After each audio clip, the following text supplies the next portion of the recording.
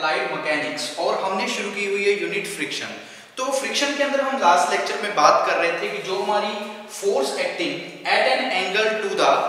Inclined plane, कि इससे पहले क्योंकि हम क्या हमारा जो टॉपिक है वो क्या है, equilibrium of a body on a rough inclined plane, कि हमारे पास क्या एक रफ इंक्लाइंड प्लेन है, उसके ऊपर एक बॉडी या फिर एक ब्लॉक है जो हमने प्लेस किया हुआ है, उसके अकॉर्डिंग इक्विलिब्रियम की हम बात कर रहे थे। तो उसके अंदर आपको बताया था कि तीन तरह की हमारी कंडीशंस होती हैं। तीन तरह की कौन कौन सी कंडीशन है? सबसे पहले कौन सी रहेगी कि जो भी अलोंग द इंक्लाइंड प्लेन, सबसे पहले जब हम बात करेंगे इक्विलिब्रियम बॉडी के अंदर तो वो होगी along the inclined plane, second हमारी रहेगी हॉरिजॉन्टल और थर्ड हमारी होगी angle to the inclined plane. हमने बात कर ली है पहली हमारी जो फर्स्ट थी अलोंग द इंक्लाइंड प्लेन, उसके अंदर हमने बात की कि दो तरह के मोशन आएंगे, एक होगा अप मोशन, दूसरा रहेगा डाउन मोशन। इसी तरह हम बात कर रहे हैं सेकंड के बारे में। तो सेकंड हमारी कौन सी है कि at an angle to inclined plane, कि हमारा इंक्लाइन सरफेस है, इंक्लाइन प्लेन है, उसके ऊपर किसी एंगल के ऊपर हमने क्या करना है, इक्विलिब्रियम बॉडी के बारे में पता करना है। तो इस दौरान क्या है, दो मोशन रहेंगे इसके अंदर भी। एक मोशन कौन सा रहेगा, अप, और दूसरा रहेगा डाउन। अप मोशन के बारे में हमने लास्ट लेक्चर में बात की थी कि जब हमारा मोशन ऊपर की तरफ होता है तो उस दौरान हम किस तरह से डेरिवेट करते हैं इक्विलिब्रियम बॉडी के बारे में। अब हम बात करेंगे हमारे सेकंड मोशन के बारे में कि मोशन डाउन द प्लेन। पहले हमारा मोशन क्या था, ऊपर की तरफ यानी कि अप था। अब हम बात करेंगे डाउन मोशन की तरफ कि जो मोशन है हमारा वो कैसे हो रहा है, वो जा रहा है मोशन नीचे की तरफ। तो इसके अंदर देखिए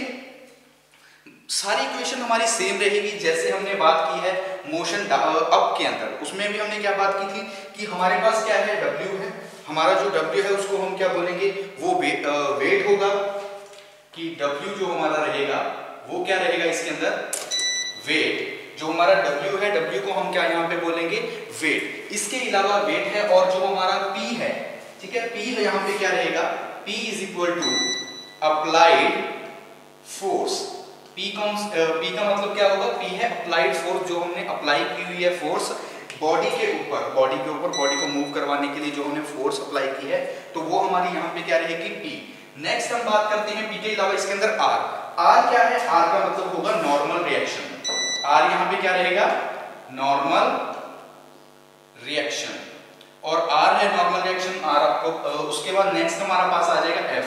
तो F कहाँ पे है, ये रही F। तो F को हम किससे डिनोट करते हैं, F का मतलब होता है कोफिशिएंट ऑफ, जो F is equal to mu R, यानी कि कोफिशिएंट ऑफ फ्रिक्शन मल्टीप्लाई में हमारा रहेगा नॉर्मल रिएक्शन। और F का मतलब क्या होता है, F का मतलब रहेगा फोर्स ऑफ फ्रिक्शन। तो F यहाँ पे क्या होगा, force of friction, force of friction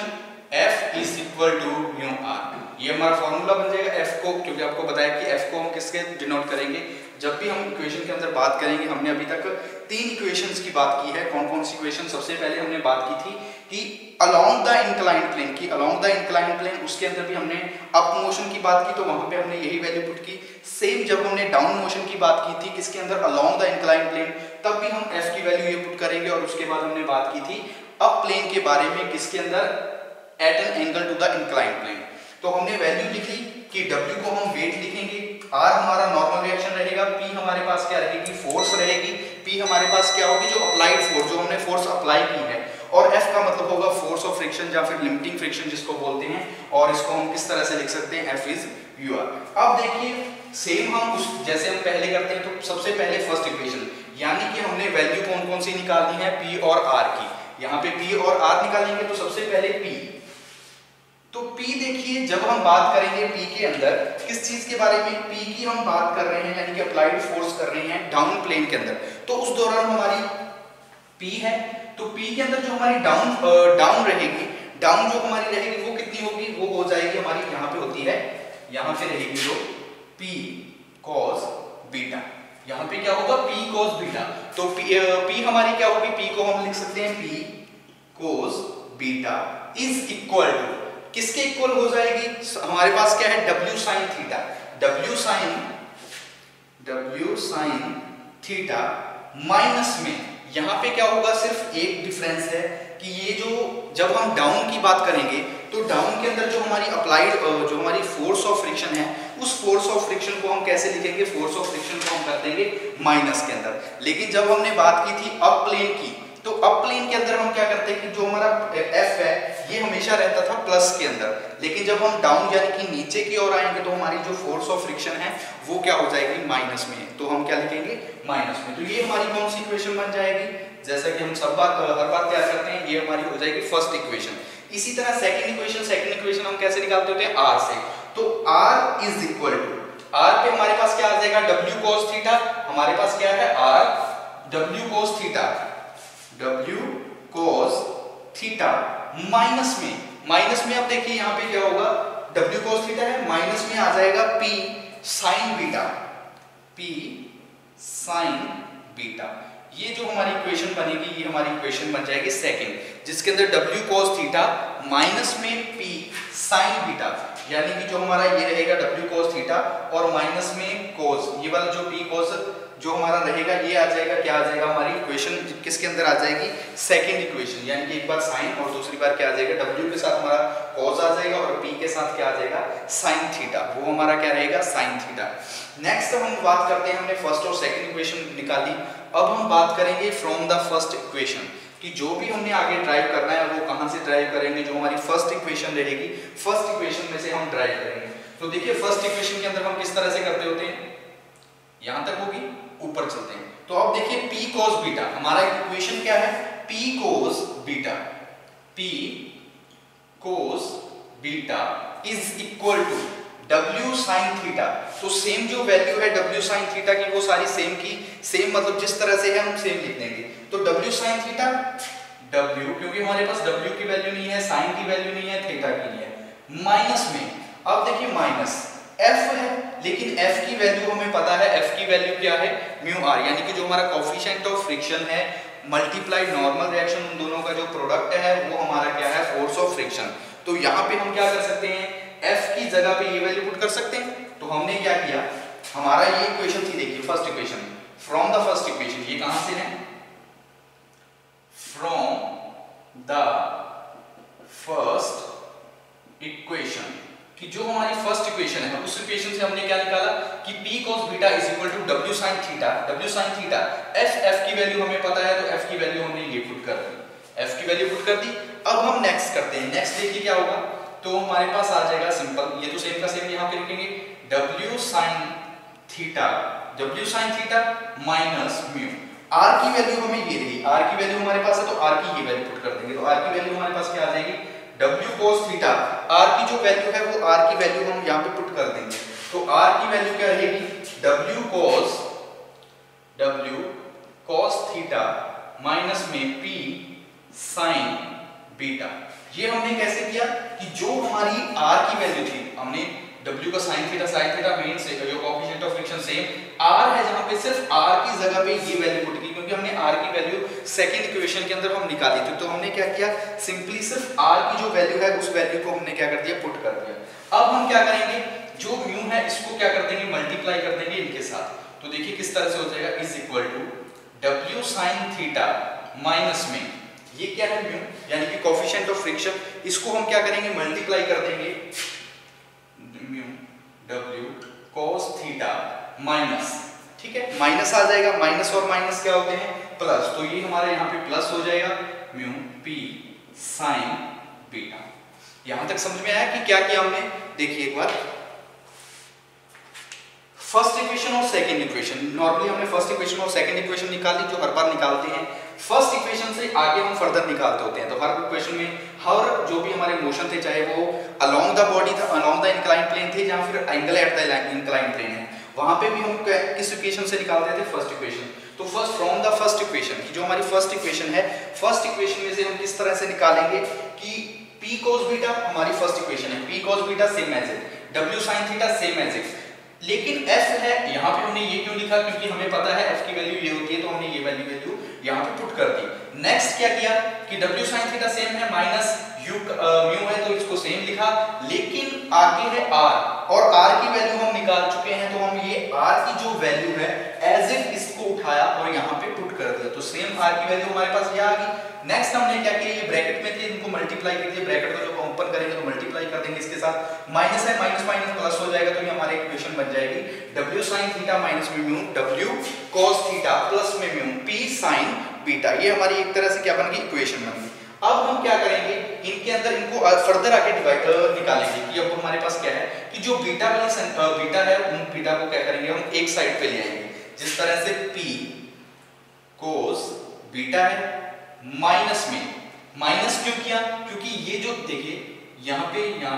beta कहाँ पे, यहाँ पे, तो ये प्लस पे है, इसको जब हम इस साइड से लेके आएंगे यानी कि इक्वल है, इक्वल से जब हम दूसरी अपोजिट साइड पे लेके आ जाएंगे तो प्लस से वो किस चीज में चेंज हो जाएगी, वो माइनस में। तो हमने क्या लिखा, ये वैल्यू आ जाएगी p sin beta is equal to w sin theta minus w cos theta. यहां तक समझ में आया कि हमने सिर्फ क्या किया है कि जो बीटा है, बीटा वाली संख्या को एक साइड कर दिया, थीटा जो थीटा संख्या है मतलब थीटा वाली है उनको हमने क्या किया, एक साइड किया। अब इन दोनों के अंदर जो कॉमन चीज है वो निकालेंगे, तो p कॉमन है, p को हमने बाहर रखा तो अंदर हमारे पास बचा cos बीटा माइनस में म्यू sin बीटा। इसी तरह दूसरी तरफ w है, w को हमने बाहर कॉमन रखा तो हमारे पास बचा sin theta mu cos theta. यही चीज बची, क्योंकि w था, w को हमने क्या कर दिया, जो बाहर है बाहर रख दिया। अब देखिए आपको बताया था कि जो कोएफिशिएंट ऑफ फ्रिक्शन है यानी कि ये चीज, इसको हम tan phi के रूप में भी लिख सकते हैं, और tan phi को जब हम फर्दर आगे डेरिवेट करेंगे तो इसको sin phi डिवाइड बाय में cos phi ये भी लिख सकते हैं, ठीक है, इस तरह से लिख सकते हैं। तो अब देखिए यहाँ पे हमारी ये वैल्यू है, यहाँ पे ये है, तो इन दोनों जगह पे हम क्या कर देंगे कि जो हमारा sin phi डिवाइड बाय में cos phi है उस वैल्यू को हम वो वहां पे क्या करेंगे, पुट कर देंगे। तो हमने कैसे लिखना है कि p का p है cos बीटा माइनस में sin phi डिवाइड बाय में cos phi और साथ में हमारा है sin beta is equal to w sin theta minus में, यहाँ पे वैल्यू हमने पुट कौन सी करनी है, sin phi डिवाइड बाय में cos phi और साथ में हमारे पास cos थीटा पहले से है। यहाँ तक समझ में कि हमने सिर्फ क्या किया, जो इक्वेशन ऊपर से चली आ रही है सेम हम वही इक्वेशन चला रहे हैं, लेकिन सिर्फ क्या चेंज कर रहे हैं कि जो हमने ये वाली वैल्यू थी यानी कि कोएफिशिएंट ऑफ फ्रिक्शन जो हमारा म्यू है, तो इसकी जगह पे हमने sin phi डिवाइड बाय में cos phi जो वैल्यू है उस वैल्यू को हमने उस जगह पे क्या कर दिया, पुट कर दिया। नेक्स्ट अब हम क्या करेंगे, जो ये cos phi है इसको मल्टीप्लाई करेंगे दोनों साइड, मतलब दोनों साइड जो ऊपर वाली साइड है उससे क्या कर देंगे, मल्टीप्लाई कर देंगे। तो मल्टीप्लाई करने के बाद हमारे पास वैल्यू किस तरह से हो जाएगी, p cos बीटा जब cos phi beta cos beta cos phi minus में sin phi sin बीटा, मतलब ऊपर क्या रहेगा वो साइन सेम रहेगा sin phi, क्योंकि हमने इनके साथ मल्टीप्लाई करनी है तो cos बीटा cos हो जाएगा, इसके साथ मल्टीप्लाई की तो cos से cos कट गया यानी कि sin का sin phi आएगा और sin बीटा आएगा। इसी प्रकार w और इस साइड क्या आ जाएगा sin theta cos phi minus में sin phi cos थीटा, ये वाली वैल्यू आ जाएगी जब हम cos phi जो नीचे है इस cos phi को ऊपर हम जो भी ऊपर संख्या है उसके साथ मल्टीप्लाई करेंगे तो हमारे पास वैल्यू क्या आ जाएगी, sin theta cos phi minus में sin phi और cos थीटा। तो अब हम जो भी चीज नीचे इनके क्या रहेगा, नीचे रहेगा cos phi और इसी तरह इनके नीचे भी क्या होगा cos phi, क्योंकि जो cos phi की संख्या है वो पूरी डिवाइड के अंदर है, पूरी डिवाइड के अंदर रहेगी संख्या। तो जो चीजें आपस में कट रही हैं उनको काट देंगे तो हमारे पास लास्ट में क्या बचेगा, p cos, जो हमारे पास लास्ट में बचेगा वो क्या आ जाएगा, p cos बीटा प्लस में, ठीक है, बीटा प्लस में हमारे पास क्या आ जाएगा प्लस 5 इज इक्वल टू, ठीक है, बीटा प्लस में 5 और इस साइड जो हमारे पास आएगा वो क्या आ जाएगा, वो आ जाएगा w sin, ठीक है, w sin, अंदर हमारे पास w sin के अलावा और क्या बचेगा, जो हमारे पास बचेगा वो हो जाएगा थीटा माइनस में 5, थीटा माइनस में 5, जो हमारे पास वैल्यू बचेगी वो वैल्यू क्या होगी, वो वैल्यू आ जाएगी हमारे पास थीटा माइनस में 5, जो भी वैल्यू हमारे पास रहेगी वो वैल्यू किस तरह से होगी, वो वैल्यू आ जाएगी थीटा माइनस में फाइव। अब हम इसको लिख सकते हैं नीचे जो हमारा आंसर आ जाएगा P इज इक्वल टू, क्योंकि हम P निकालना चाहते हैं तो W sin थीटा माइनस में फाइव डिवाइड बाय में cos बीटा प्लस में फाइव। तो ये जो आंसर आएगा ये हमारे पास क्या आ जाएगा, आंसर आ जाएगा किस चीज का आंसर आ जाएगा, जो हम निकालना चाहते हैं अप्लाइड फोर्स इक्विलिब्रियम बॉडी के ऊपर जब मोशन कौन सा है, डाउन द प्लेन, कि जब हमारा डाउन द प्लेन है उस दौरान जो हमारा मोशन आएगा वो फॉर्मूला हमारा किस तरह से बन जाएगा, ये हमारा फॉर्मूला बन जाएगा। इसको ऊपर करके लिख लेते हैं यहाँ पे कि जो हमारा आंसर आ जाएगा जब हमने मोशन की बात की तो वो आंसर हमारा क्या आ जाएगा, वो आ जाएगा P is equal to W sin theta minus five divide by में क्या आ जाएगा, डिवाइड बाय आ जाएगा cos बीटा प्लस में फाइव। ठीक है, ये हमारा आंसर आ जाएगा, ये हमारा क्या हो जाएगा, आंसर। इस चीज का आंसर आ जाएगा जो हम अप्लाइड फोर्स निकालना चाह रहे हैं इक्विलिब्रियम बॉडी के ऊपर। एक बार देख लीजिए शुरू से, force acting at an angle to the inclined plane. Inclined plane के अंदर दो हमारे मोशन रहेंगे, एक मोशन होगा अप और दूसरा होगा डाउन। अब मोशन के बारे में हमने बात की थी लास्ट लेक्चर में, अब यहाँ पे हमने बात की है डाउन मोशन के बारे में। तो डाउन मोशन के अंदर क्या रहेगा, सेम हमारा डायग्राम आ जाएगा। डायग्राम के अंदर हमने क्या किया, ये हमारी हॉरिजॉन्टल एक्सिस है, इस एक्सिस के ऊपर एक इंक्लाइंड एक्सिस है, उस एक्सिस के ऊपर एक बॉडी प्लेस है, बॉडी का वेट हमें W दिया हुआ है, फोर्स उसके ऊपर फोर्स लग रही है, फोर्स कौन सी है, फोर्स ऑफ फ्रिक्शन है, एक हमने अप्लाई की हुई फोर्स है, अप्लाइड फोर्स है और नॉर्मल रिएक्शन है। ये सारी चीज हमने यहाँ पे लिखी कि W हमारे पास वेट है, वेट ऑफ द बॉडी का weight of the block, P is applied force, F का मतलब फोर्स ऑफ फ्रिक्शन और R हमारे पास रहेगा नॉर्मल रिएक्शन। नेक्स्ट हमने यहाँ पे बात की कि फर्स्ट इक्वेशन निकालेंगे, सेकंड इक्वेशन निकालेंगे, देन हम क्या करेंगे फ्रॉम द फर्स्ट इक्वेशन, जो भी हमने आगे गेट प्राप्त करना है, जो भी हम ड्राइव करना चाहते हैं इक्वेशन, वो हम कहाँ से ड्राइव करेंगे, वो हम ड्राइव करेंगे फ्रॉम द फर्स्ट इक्वेशन। पहली इक्वेशन से सेम एज इट, जैसे हमारी पहली इक्वेशन है उस पर इक्वेशन को पुट करेंगे। जस्ट हमने F की जगह पे क्या पुट करना है, F की जगह पे जो हमारे कोएफिशिएंट ऑफ फ्रिक्शन है उसको हमने क्या कर देना है, F की जगह पे पुट किया है। नेक्स्ट हमने क्या किया, पुट कर दिया। उसके बाद जब हमने पुट किया तो हमारे पास R आ जाएगा, ये वैल्यू की जगह हमने ये चीज पुट कर दी। ठीक है, देखिए हमने क्या किया कि जो हमारे पास वैल्यू थी, हमने फर्स्ट इक्वेशन की वैल्यू पुट की, फर्स्ट इक्वेशन वैल्यू पुट की तो हमारे पास F बचेगा, तो F की जगह पे हमने तो ये लिखा है, ये हम कहां से लेके आए, ये हमने दिखाया कि F का मतलब ये चीज होती, तो ये पुट की। नेक्स्ट हमने क्या किया, same W sin theta same रखा, म्यू का म्यू रखा, लेकिन ये वैल्यू जो हमारी पास आई है ये कहां से आई, क्योंकि हम ये वैल्यू निकाल चुके हैं R की वैल्यू सेकंड इक्वेशन के अंदर, कि R की वैल्यू जो रहेगी, R की वैल्यू क्या रहेगी, W cos theta minus P sin beta. तो हमने R की वैल्यू जो थी, R की वैल्यू को पुट किया। नेक्स्ट R की वैल्यू पुट कर दी, उसके बाद जो म्यू है इसको हम क्या कर देंगे, जो भी हमारी ब्रैकेट के अंदर इक्वेशन है उसके साथ मल्टीप्लाई कर देंगे, इसके साथ मल्टीप्लाई किया सेम, और ऐसा मल्टीप्लाई यहाँ पे कर दिया। नेक्स्ट कि जो हमारा P cos बीटा है, तो अब देखिए दो तरह की इक्वेशन बन गई, एक हमारे पास बीटा है, यहाँ पे भी बीटा है, इस तरफ साइन थीटा है, साइन थीटा, तो हमने क्या करना है कि जो बीटा वाली संख्या है उनको एक साइड पे रखना है, जो थीटा वाली संख्या है, जो भी थीटा वाली वैल्यूज हैं उन वैल्यूज को हमने एक साइड पे कर देना। तो हमने यहाँ पे स्टार्ट किया कि P cos बीटा था हमारे पास, लेकिन यहाँ पे जो म्यू P साइन बीटा है वो किसमें है, वो है प्लस के अंदर, लेकिन जब हम